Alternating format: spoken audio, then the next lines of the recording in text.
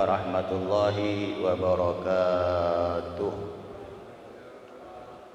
Alhamdulillah wassalatu wassalamu ala Rasulillah Sayyidina wa habibina wa syafi'ana Muhammad sallallahu alaihi wasallam wa ala alihi wa sahbihi wa baraka sallama tasliman katsiran katsira, amma ba'd.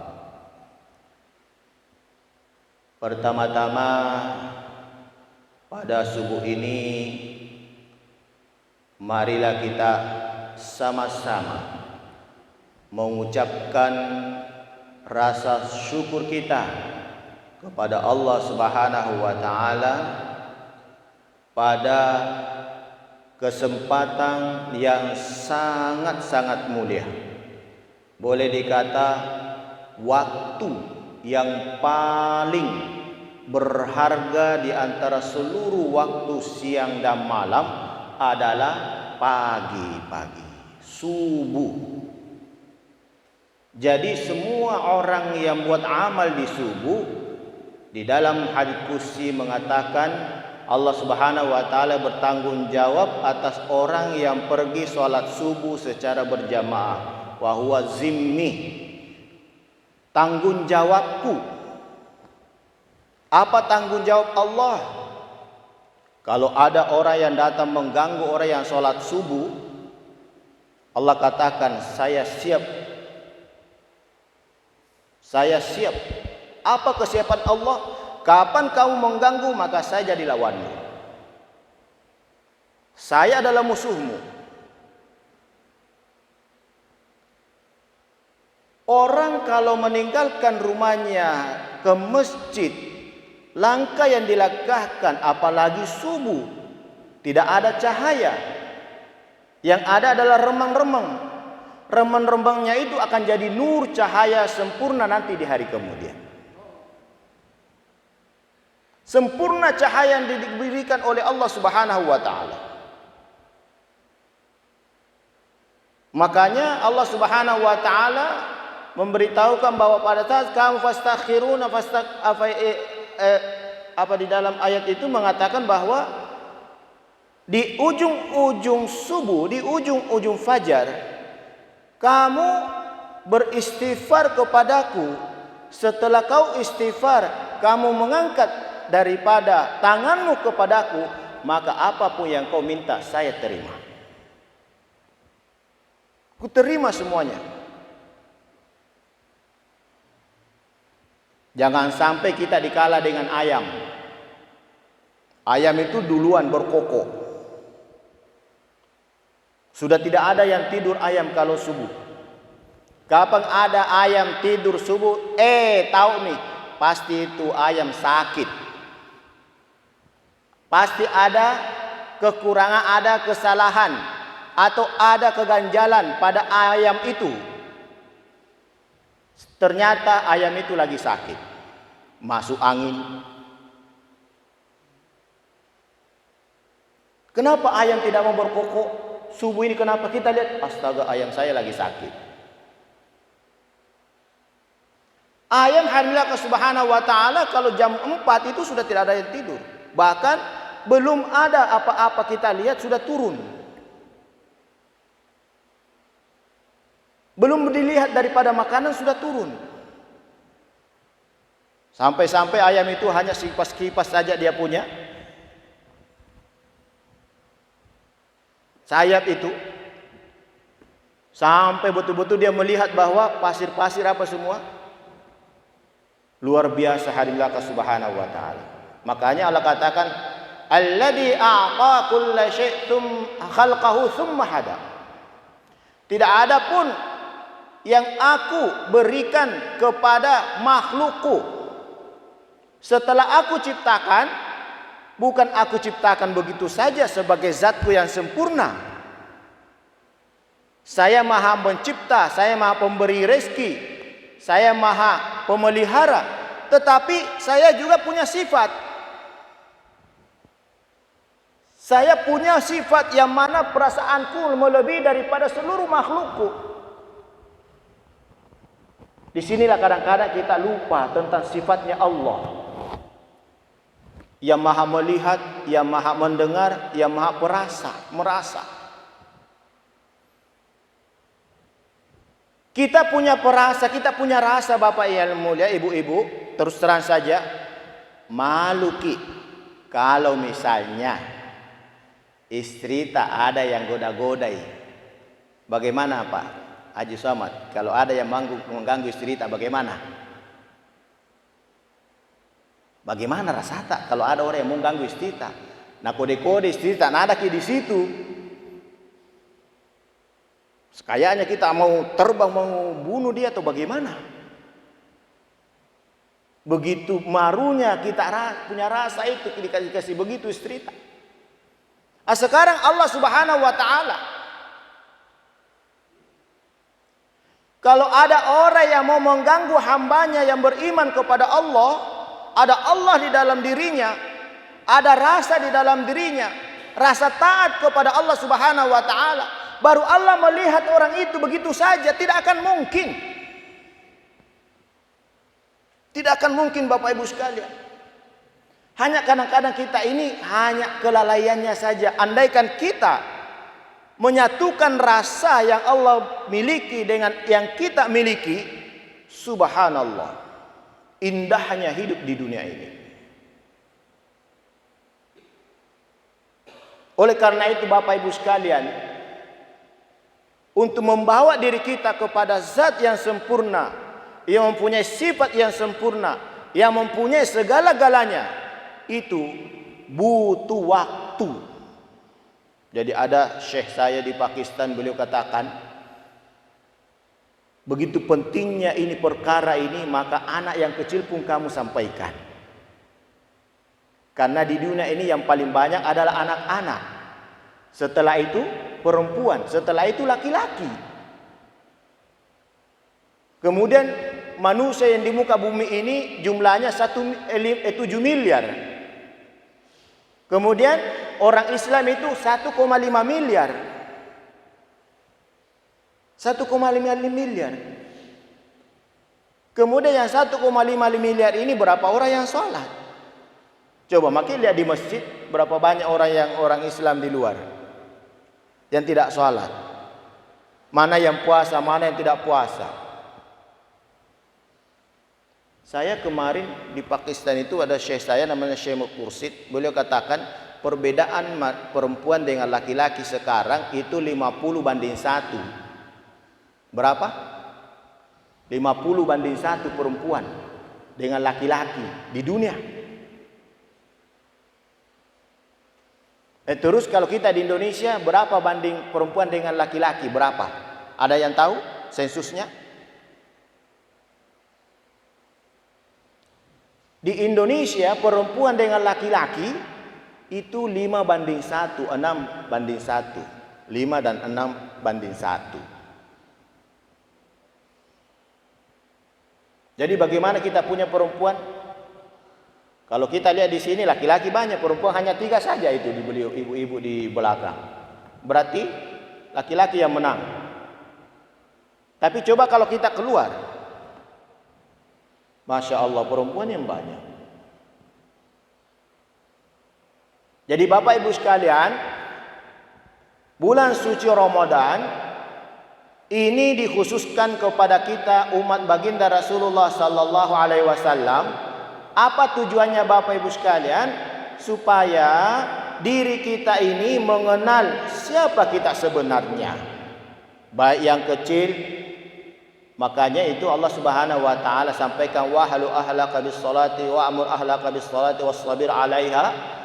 Perintahkan pada anak-anakmu, pada keluargamu, semua yang ada dalam keluargamu itu perintahkan salat. Karena kayaknya tidak ada tanpa salat, kayaknya hidup ini apa gunanya kita hidup tanpa salat hadirin. Salat yang dijanjikan oleh Allah adalah syaratnya orang yang beriman. Orang yang beriman itu bagaimana? Sebiji zarrah saja dalam dirinya ada iman, maka wajib dirinya mendirikan salat. Kenapa? Karena kalau iman ada dalam diri walaupun sebiji zarrah, kalau tidak melaksanakan daripada salat, maka tidak sempurna daripada iman nanti di hadapan Allah Subhanahu wa taala. Yang namanya sempurna iman itu hanya Allah yang tahu, Bapak Ibu sekalian. Hanya Allah yang tahu berapa keimanan saya di hadapan Allah. Karena ada orang setiap hari berbuat dosa, setiap hari berbuat dosa, setiap hari berbuat dosa. Tiba-tiba di akhir hayatnya dia taubat kepada Allah. Kita kan sudah dengar selalu itu, yang berapa orang dia bunuh? 99 orang dia bunuh. Karena orang ini tidak puas dengan orang yang dia bunuh 99. Tidak puasnya begini, ya Allah, saya sudah bunuh 99 orang. Saya ini bisa enggak diterima daripada tobatku? Di sini ada dua. Ada orang bertanya tentang dirinya. Kedua, dia mau silaturahim. Wasilul arham. Silaturahminya Bapak Ibu sekalian datang kepada seorang pendeta. Pak pendeta, saya ini sudah 99 orang saya bunuh. Masih bisa enggak saya diampuni dosaku? Pak pendeta katakan, jangankan 99 orang, 1 orang saja kita bunuh itu sudah neraka tempatnya. Memponis orang seperti itu, naik nafsu. Kalau tidak ada lagi tobat untuk saya, bagus kalau saya sempurnakan 100 orang saya bunuh sudah. Dibunuhlah itu orang. Akhirnya cukup 100. Dari 100 itu tidak putus asa, tetap dia mencari. Bisa enggak saya diterima doaku ini, ampunanku ini? Ya itulah tujuannya silaturahim Pak, seperti ini. Saya tidak tahu di antara kita, mungkin kita juga ada yang kita nasihati tiba-tiba dia sadar, luar biasa Pak. Silaturahimnya itu bapak-bapak, silaturahim kepada siapapun, ada kata-kata yang terselip tidak sengaja dikeluarkan kebaikan untuk saudara kita. Di saat itu saudara kita itu sadar dengan kata-kata kita, sudah nyaman kita sudah itu. Nyamannya maksudnya sudah ada jaminan kita. Asbab kalimat kita itu orang bisa sadar, dan dengan kesadaran mengamalkan perintah Allah yang punya banyak uangnya dia sedekahkan, dia infakkan, dia zakatkan, dia naik haji. Kita belum pernah naik haji, kita dapat semua pahalanya Pak. Kemudian orang tadi itu mengajak lagi satu orang, akhirnya banyak orang diajak. Kita tidak pernah naik haji, kita tidak pernah berzakat, tidak pernah bersedekah sebanyak itu. Nanti di hari kemudian Allah Subhanahu wa taala katakan, ini semua apa pahalamu yang aku berikan kepadamu. Ya Allah, dari mana ini semua? Ya, si fulan bin fulan kamu ingatkan, kau tidak sengaja juga ingatkan. Di saat itu dia sadar, maka semua pahalanya itu mengalir sama kamu, asbab kau tadi itu. Itu luar biasanya Pak, yang dikatakan amal. Maka dengan bulan suci Ramadan Bapak Ibu sekalian, diberikan peluang kepada kita untuk saling. Pertama, afsus salam, mari kita perbanyak salam. Kedua, atimut ta'ama, kita diberikan kesempatan memberi makan. Siapapun kita kasih, siapapun yang mana memberikan. Ya, biasanya Pak kalau kita diberi itu senang. Memberi ini yang susah. Makanya di sisi sekarang ini kita diberi, mungkin di sisi lain nanti kita bisa memberi. Dan apa? Wasilul arham, atimut ta'ama. Kemudian sallu lail annasun niyam. Jadi bagaimana Bapak Ibu sekalian, jangan sampai malam hari itu fatahajjada bihi nafilah wa minal laili fasjulahu wasabbihhu lailan tawila. Jangan sampai malam semuanya kita pakai tidur. Makanya bulan suci Ramadan melatih kita. Setelah daripada sholat isya, kita lanjutkan ibadah tarawih, sholat lail. Allah beri kesempatan. Bukan saja di bulan suci Ramadan disuruh tarawih malamnya, dikasih lagi fadilah keutamaan. Terakhir bulan suci Ramadan 10 hari itu, itulah aku turunkan namanya malam Lailatul Qadar. Jadi jangan sampai kita di rumah semuanya, istirahat di rumah karena kecapean, lupa pergi ke masjid. Bapak Ibu sekalian, ada yang bertanya, apakah malam Lailatul Qadar itu turun juga di rumah Pak Ustadz atau di masjid saja? Ya, kalau kita melihat sunnahnya, Nabi itu malam akhir 10 malam terakhir itu tidak ada di rumahnya Nabi, walaupun dekat dengan masjid. Tinggalkan rumah, tinggalkan istri, beliau datang ke masjid. Iktikaf 10 hari. Menunggu malam Lailatul Qadar. Karena malam Lailatul Qadar itu sudah dijelaskan tadi malam oleh Pak Prof. Al-Quran mengatakan itu 1000 lebih daripada berapa bulan? 1000 bulan. Ada enggak kita bisa beribadah seperti itu? Makanya Nabi itu kesempatan besar Bapak Ibu sekalian. Karena kelebihannya, keutamanya umat ini pada saat ada di bulan suci Ramadannya. Bulan suci Ramadannya Bapak Ibu sekalian. Kalau di bulan-bulan biasa itu biasa. Tapi kalau bulan suci Ramadan ini, jangan biarkan pergi begitu saja.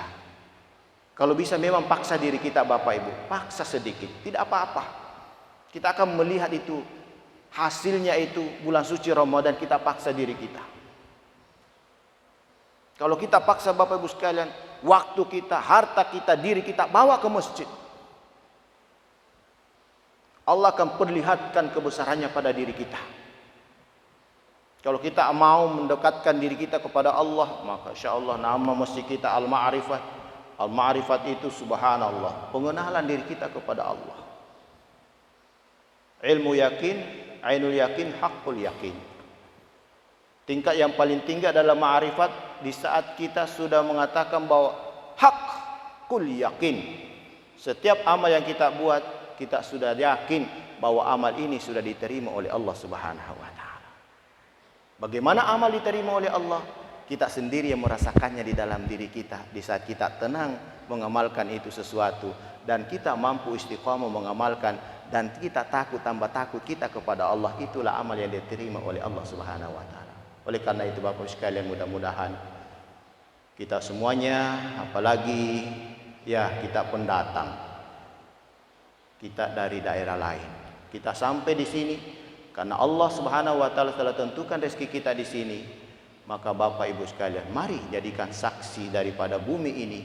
Bumi kita tinggal di Papua ini menjadi saksi nanti di hari kemudian bahwa saya menginjakkan diri saya ke Papua bukan karena dunia, tetapi karena Engkau ya Allah.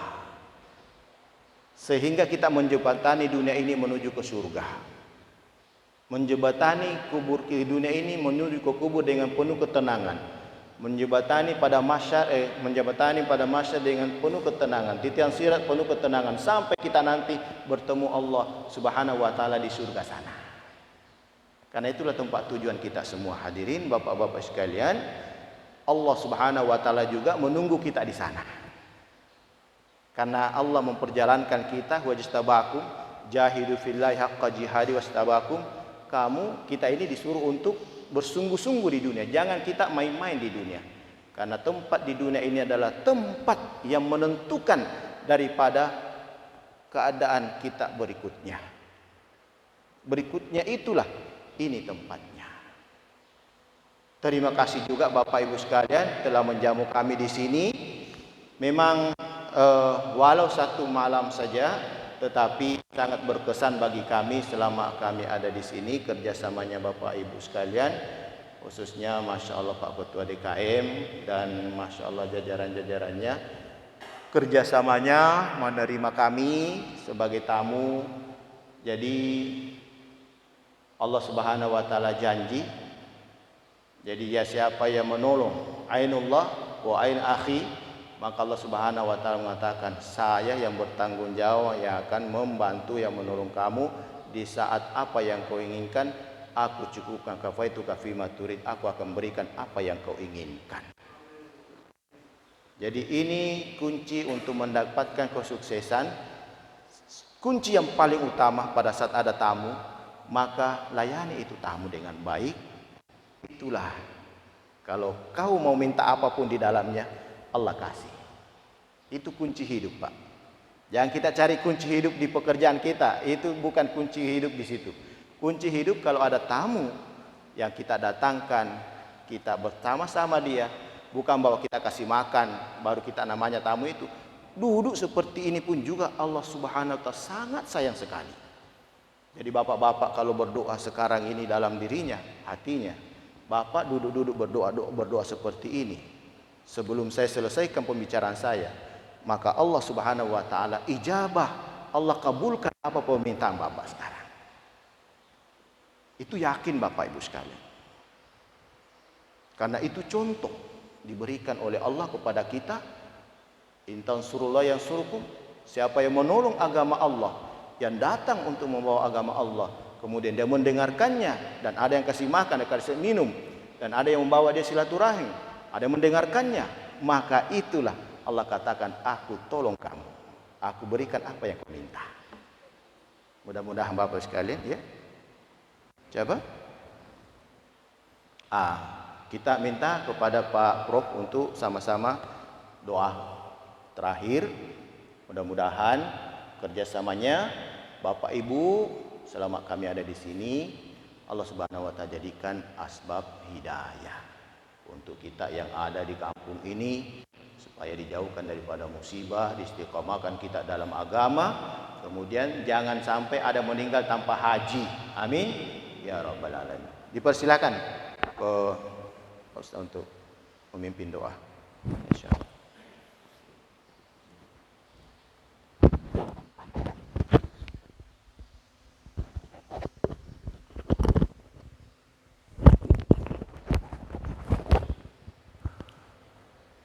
Hadirin yang mulia, mari kita menenteramkan jiwa, kita berdoa kepada Allah. Semoga Allah Subhanahu wa taala menempatkan kita nanti di surganya di hari kemudian. Wa ala hadhihi niyyah wa kullu niyyah salihah al-Fatihah. A'udzu billahi minasyaitonir rajim. Bismillahirrahmanirrahim. Alhamdulillahi rabbil alamin. Arrahmanir rahim. Maliki yaumiddin. Iyyaka na'budu wa iyyaka nasta'in. Ihdinas siratal mustaqim. صراط الذين أنعمت عليهم غير المغضوب عليهم ولا الضالين. بسم الله الرحمن الرحيم. الحمد لله رب العالمين حمدا الناعمين حمد الشاكرين حمدا يوافي نعمه ويكافئ مزيده. ربنا لك الحمد ولك الشكر كما ينبغي لجلال وجهك الكريم عظيم سلطانك. اللهم اهدنا واهد بنا واهد الناس جميعا واجعلنا سببا لمن اهتدى. اللهم اهدنا يا الله إلى صراطك المستقيم يا أول الأولين يا آخر الآخرين يا ذا القوة المتين يا راحم المساكين يا أرحم الراحمين. Ya Allah yang maha pengasih lagi maha penyayang, kami di rumah-Mu ini ya Allah, Masjid Al-Ma'rifat, menengadahkan tangan kepadamu ya Allah. Ampunilah segala dosa-dosa kami ya Allah, baik yang kami lakukan dengan sengaja maupun yang kami lakukan tidak dengan sengaja. Ya Allah, ampunilah semuanya ya Allah. Ya Allah, ampunilah dosa kedua orang tua kami ya Allah, terutama ibu yang melahirkan kami ya Allah, mengandung kami 10 bulan 10 hari ya Allah, 9 bulan 10 hari ya Allah, dengan sangat susah payah ya Allah, melahirkan kami antara hidup dan mati ya Allah, membesarkan kami dalam paling sedikit 2 tahun menyusui kami ya Allah. Begitu luar biasanya pengorbanan ibu kami ya Allah. Ya Allah, berilah hidayah kepada mereka, tenangkan jiwanya ya Allah. Dan bagi ibu kami yang sudah berada di kubur ya Allah, jadikanlah kuburnya sebagai taman-taman surga, dan jangan jadikan kuburnya sebagai jurang-jurang api neraka. Ya Allah, ampunilah dosa bapa kami ya Allah yang susah payah mencari nafkah untuk kami ya Allah. Dan bagi orang tua kami yang telah meninggal dunia bapa kami ya Allah, ya ampunilah dosa-dosa mereka ya Allah. Jadikanlah kuburnya sebagai taman-taman surga dan jangan jadikan kubur mereka sebagai jurang-jurang api neraka. Ya Allah, jadikanlah semua jemaah Masjid Al-Ma'rifat ini ya Allah, Kau berikan hidayah kepadanya ya Allah. Kau berikan iman yang sempurna ya Allah. Kau masukkan mereka semuanya nanti ke dalam surga-Mu ya Allah. Ya Allah, jadikanlah orang-orang yang hidup di kampung Pak Purujaya ini ya Allah untuk keluar di jalan-Mu ya Allah, untuk memperjuangkan ini agama ya Allah, sehingga mereka kembali taat sempurna kepadamu ya Allah. Ya Allah, jadikanlah seluruh laki-laki di kampung ini ya Allah mau salat berjamaah 5 kali sehari semalam ya Allah. Ya Allah, jadikanlah perempuan-perempuan di kampung ini ya Allah mau tutup auratnya dengan sempurna ya Allah, sehingga mereka akan menjadi bidadari-bidadari di surga-Mu ya Allah. Ya Allah, ya Rahman, ya Rahim, datangkanlah jemaah-jemaah dari seluruh alam ke Masjid Al-Ma'rifat ini ya Allah. Tidak ada yang mustahil bagi Engkau ya Allah. Ya Allah, ya Rahman, ya Rahim, bantulah semua jemaah-jemaah yang bergerak di seluruh alam ya Allah. Ya Allah, berikanlah kearifan kepada masing-masing kami ya Allah untuk mengatur jalannya dakwah ini di seluruh alam ya Allah. Ya Allah, jadikanlah kampung Pak Purujaya ini ya Allah tenang, damai dalam keridaan-Mu ya Allah, menjadi baldatun thayyibatun wa rabbun ghafur. Ya Allah, kami tidak tahu berdoa. Semua kebaikan-kebaikan ya Allah, kami mohon kepadamu ya Allah, turunkanlah di kampung ini ya Allah. Dan semua mara bahaya ya Allah, angkatlah dari kampung ini ya Allah. Ya Allah, kami tidak tahu berdoa. Apa yang kami minta, itulah yang kami minta, yang berasal dari Nabi-Mu. Dan apa yang ditolak oleh Nabi-Mu, itulah yang kami tolak ya Allah. Jadikanlah hati kami ini bersaudara ya Allah, saling kasih sayang menyayangi ya Allah, dan saling mendoakan sekalipun kami berjauhan ya Allah. Ya Allah, perkenankan doa kami, makmurkan tempat kami, sehatkan badan kami, kemudian bimbinglah kami semuanya menuju ke surga-Mu. Rabbana zalamna anfusana wa illam taghfir lana wa tarhamna lanakunanna minal khasirin.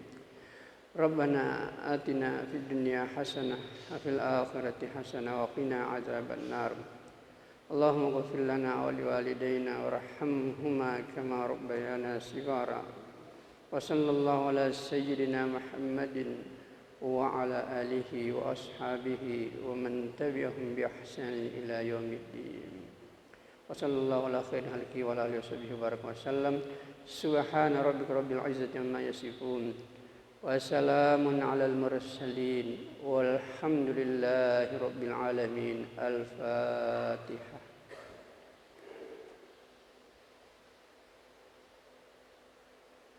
Subhanallah wa bihamdihi subhanakallahumma wa bihamdika asyhadu an la ilaha illa anta astaghfiruka wa atubu ilaik. Wassalamualaikum warahmatullahi wabarakatuh.